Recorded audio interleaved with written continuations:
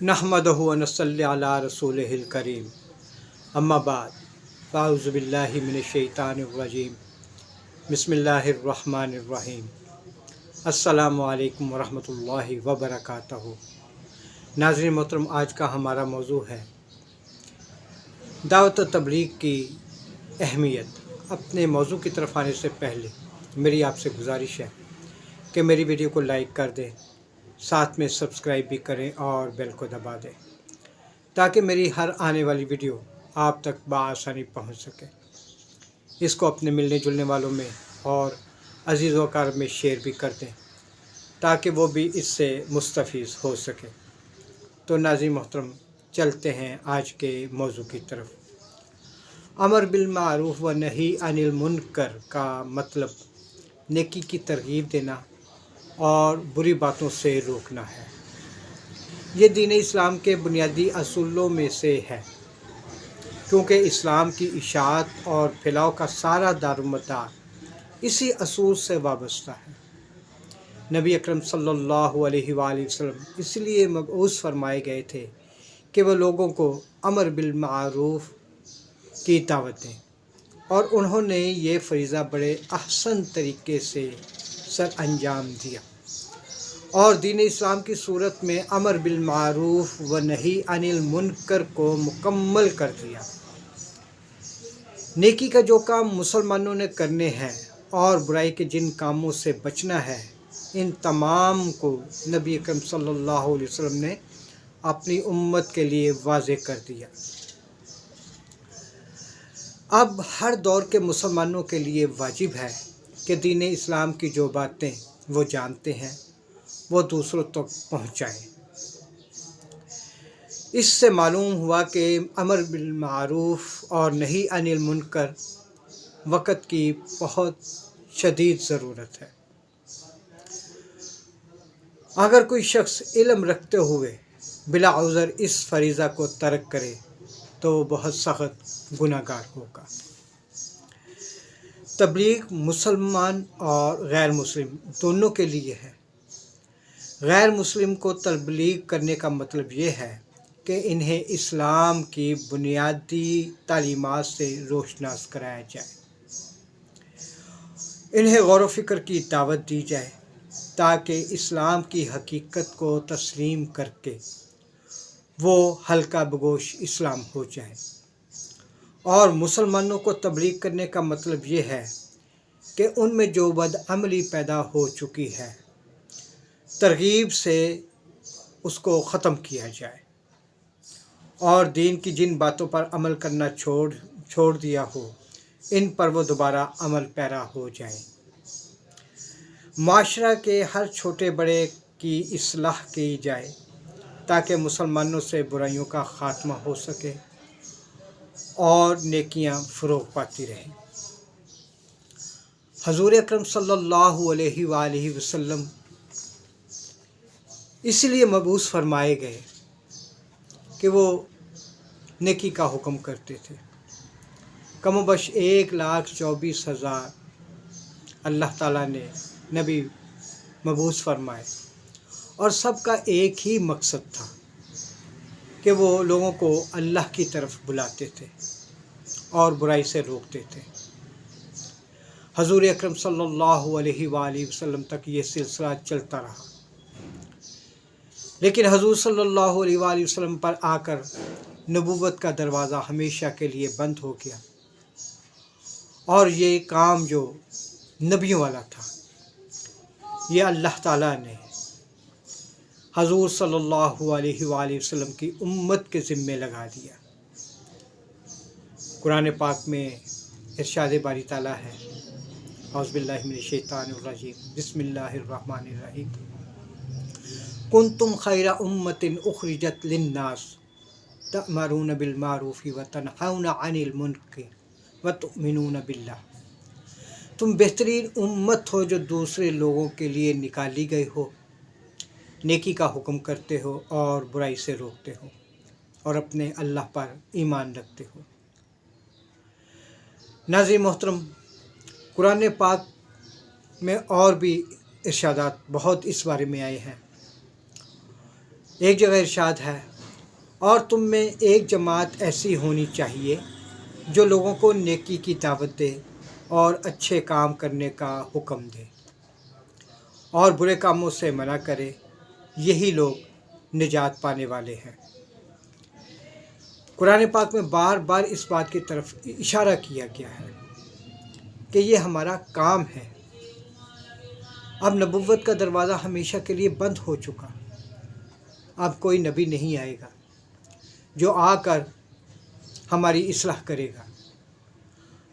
ہم نے اپنی اصلاح خود کرنی ہے، اور وہ کس طرح کرنی ہے کہ ہم ایک دوسرے کو اس کی ترغیب دیں، ایک دوسرے کو کہتے رہیں، کیونکہ ہمارے سامنے قرآن پاک اور حدیث مبارکہ ہے۔ حدیث مبارکہ ہے کہ ابو سعید خدری رضی اللہ تعالیٰ عنہ سے روایت ہے کہ حضور صلی اللہ علیہ وسلم نے فرمایا کہ تم میں سے اگر کوئی برا کام ہوتے ہوئے دیکھے تو وہ اس کو چاہیے کہ وہ اس کو ہاتھوں سے روکے۔ ہاتھوں سے روکنے کی اگر اس میں ہمت اور طاقت نہیں ہے تو وہ اپنی زبان سے اس کو روکے۔ اگر یہ بھی اس میں ہمت نہیں ہے تو کم از کم اس کو اپنے دل میں برا خیال کرے کہ یہ جو عمل ہو رہا ہے یہ برا ہے۔ قرآن پاک میں اور حدیث مبارکہ میں اس کا کہیں ذکر نہیں ہے۔ اس کو کم از کم برا خیال کرے۔ ناظرین محترم، ہمارا تو یہ حال ہے کہ ہم ایسے کسی عمل کو برا بھی خیال نہیں کرتے، بلکہ اس عمل میں اس کے ساتھ شریک ہو جاتے ہیں۔ پہلی قومیں جو تھیں وہ جب کوئی ایسا عمل کرتی تھیں جو دین سے ہٹ کر ہوتا تھا تو اللہ تعالیٰ نبی کو مبعوث فرماتے تھے۔ اس کے کہنے پر اگر وہ امت راہ راست پر نہیں آتی تھی تو اللہ تعالیٰ اس امت کو سخت عذاب دیتے تھے۔ لیکن ہمارے نبی کریم صلی اللہ علیہ وآلہ وسلم کی جو اس امت کے ساتھ ان کی نوازشیں تھیں، جو ان کے ساتھ اس امت کا محبت اور پیار تھا، انہوں نے حضور اللہ تعالیٰ سے دعائیں کرتے رہے کہ میری امت کو اللہ ایسا عذاب نہ دینا۔ لیکن پھر بھی اللہ تعالیٰ ہمیں چھوٹے چھوٹے عذابوں سے ڈراتے رہتے ہیں۔ کہیں کوئی زلزلہ آ گیا، کہیں سیلاب آ گیا، کہیں بیماری کوئی آ گئی کرونا جیسی، اور اللہ تعالیٰ ایسے چھوٹے چھوٹے عذاب سے ہمیں ڈراتے رہتے ہیں۔ لیکن ہم دنیا داری میں ایسے پھنس چکے ہیں کہ ذرہ بھر بھی اس کا اثر قبول نہیں کرتے، اور اپنی دنیا داری کو بچانے کے لیے ہر عمل میں ایسے عمل میں شریک ہو جاتے ہیں جو بدعت ہوتا ہے، اپنی طرف سے گھڑا ہوا ہوتا ہے۔ ناظرین محترم، یاد رکھیں کہ ہر بدعت گمراہی ہے، اور گمراہی کا ٹھکانہ جہنم ہے۔ بدعت وہ ہے جس کا ہمارے دین میں کوئی عمل دخل نہیں ہے، نہ حضور صلی اللہ علیہ وسلم سے ثابت ہے، نہ صحابہ کرام سے ثابت ہے، نہ تابعین تبع تابعین سے ثابت ہے، نہ بزرگان دین سے نے وہ کام کیا۔ لیکن آج ہم اس کام کو کر رہے ہیں اور کوئی روکنے والا بھی نہیں ہے۔ ہماری مسجدوں میں دیکھیں کہ کتنی بدعت جو ہے پنپ رہی ہے۔ اذان کو ہی سن لیں تو اذانوں کے تلفظ صحیح نہیں ہوتے، کہیں اذان کا ایسے الفاظ بولے جاتے ہیں کہ اللہ کی پناہ، لیکن ہمیں کوئی روکنے والا نہیں ہے۔ یہ ہمارا فریضہ ہے کہ ہم ایک دوسرے کو ایسی باتوں سے منع کریں جو دین سے ہٹ کر ہے۔ اگر ہم اس پر عمل نہیں کریں گے تو آج دنیا میں جو کچھ ہمارا حال ہو رہا ہے وہ ہم سب کے سامنے ہے۔ ناظرین محترم، اس طرف ہمارا خیال ہونا چاہیے۔ اللہ تعالیٰ نے ہمیں اپنی کتاب دی ہے، اپنے نبی کا طریقہ بتایا ہے کہ جس طرح حضور صلی اللہ علیہ وسلم نے کر کے دکھایا ہم اس پر عمل کریں۔ آج معاشرے میں بے اعتنائی، معاشرے میں خرابی اور معاشرے میں بدعات کا پنپنا، یہ سب اس بات کی علامت ہے کہ ہم نے اپنے اصولوں کو چھوڑ دیا۔ ہمارے ساتھ جو رہبری تھی ہم نے اس کو ترک کر دیا۔ ہماری رہبری یہی ہے کہ قرآن ہمارے پاس ہے، حضور صلی اللہ علیہ وسلم کا سنت طریقہ ہمارے پاس ہے۔ اگر ہم اس پر چلتے رہیں گے اور جو قرآن پاک نے حکم دیا ہے، کنتم خیر امۃ اخرجت للناس، تم بہترین امت ہو جو دوسروں کے لیے نکالے گئے ہو، ہمارا کام ہے یہ کہ ہم ایک دوسرے کو اس بات کی تلقین کرتے رہیں۔ ناظرین محترم، ہمارا مشاہدہ ہے کہ ہم دین کے لیے کتنی تگ و دو کرتے ہیں اور دنیا داری کے لیے کتنی تگ و دو کرتے ہیں۔ بچے کو جب ہم سپارہ پڑھنے کے لیے کہتے ہیں تو اس کو مسجد یا مدرسہ میں بھیجنے کا طریقہ کیا ہے، اور جب ہم سکول بچے کو بھیجتے ہیں تو ہمارا طریقہ کیا ہے، ہم اسی سے اپنا موازنہ کر لیں کہ جب مسجد میں بھیجتے ہیں تو بچے کے ساتھ اٹھو، جلدی کرو، وضو کرو اور جاؤ مسجد میں سپارہ پڑھ کے آؤ، اور جب سکول بھیجنے کا وقت ہوتا ہے تو اس کی یونیفارم کا بھی خیال کیا جاتا ہے، اس کے شوز کا بھی خیال کیا جاتا ہے، اس کے بیگ کا، اس کے ٹفن کا، پانی کی بوتل کا، اور بنا و سنگار بھی اس کے ساتھ اس کو اچھی طرح تیار کیا جاتا ہے کہ دنیاوی تعلیم کے لیے۔ اگر ہم اسی سے اپنا موازنہ کر لیں گے تو ناظرین محترم ہم بہت حد تک یہ معاشرے کی بے اعتنائیوں سے نکل آئیں گے۔ آج دنیا میں جہاں بھی دیکھیں مسلمان ظلم کی چکی میں پس رہا ہے۔ یہ کس لیے ہے؟ کہ ہم نے ایک دوسرے کو کہنا چھوڑ دیا ہے، ایک دوسرے کو تلقین کرنے چھوڑ دی ہے۔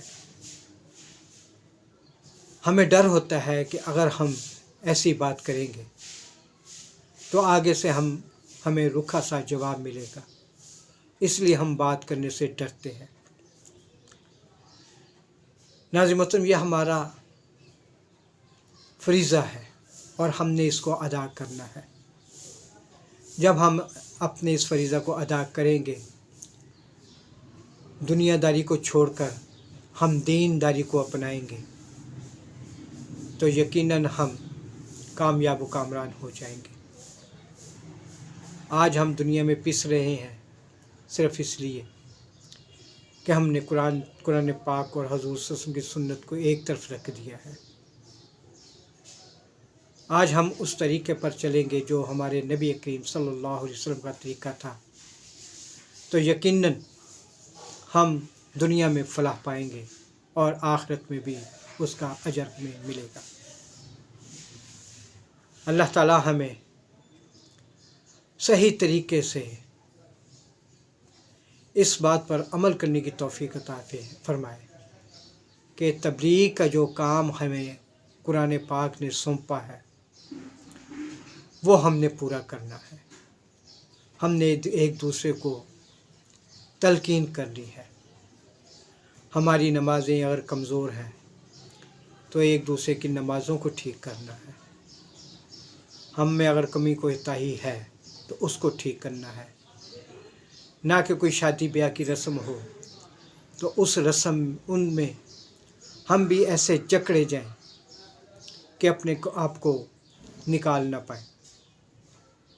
ہمیں ان سب باتوں کا خیال رکھنا ہے کہ ہم مسلمان ہونے کے ناطے ہم پر کیا کیا فرائض عائد ہوتے ہیں اور ہم نے ان فرائض کو ادا کرنا ہے، نبی پاک صلی اللہ علیہ وسلم کے طریقے کو اپنانا ہے۔ ناظرین محترم، یہی ہماری کامیابی کا راز ہے۔ اگر نہیں کریں گے تو ہم دنیا میں بھی ناکامیاب ہوں گے اور آخرت میں بھی ناکامی ہمارے ساتھ ہوگی۔ اگر ہم دین کو ساتھ لے کر چلیں گے، ایک دوسرے کی بھلائی کا خیال کریں گے، ایک دوسرے کو برے کاموں سے روکیں گے، تو یقیناً ایک وقت ایسا آئے گا کہ ہر طرف بھلائی ہی بھلائی ہوگی اور برے کام ختم ہو جائیں گے۔ لیکن اس کے لیے ہمیں کوشش کرنی ہے، تگدو کرنی ہے۔ دعا کرتا ہوں کہ اللہ تعالی ہمیں صحیح معنی سے امر بالمعروف اور نہی عن المنکر کرنے کی توفیق عطا فرمائے۔ جو کمی کوتاہی رہ گئی ہے اللہ تعالی ہمیں معاف فرمائے۔ آپ سب کے لیے نیک اور اچھی دعاؤں کے ساتھ اجازت چاہتا ہوں۔ والسلام علیکم ورحمۃ اللہ وبرکاتہ۔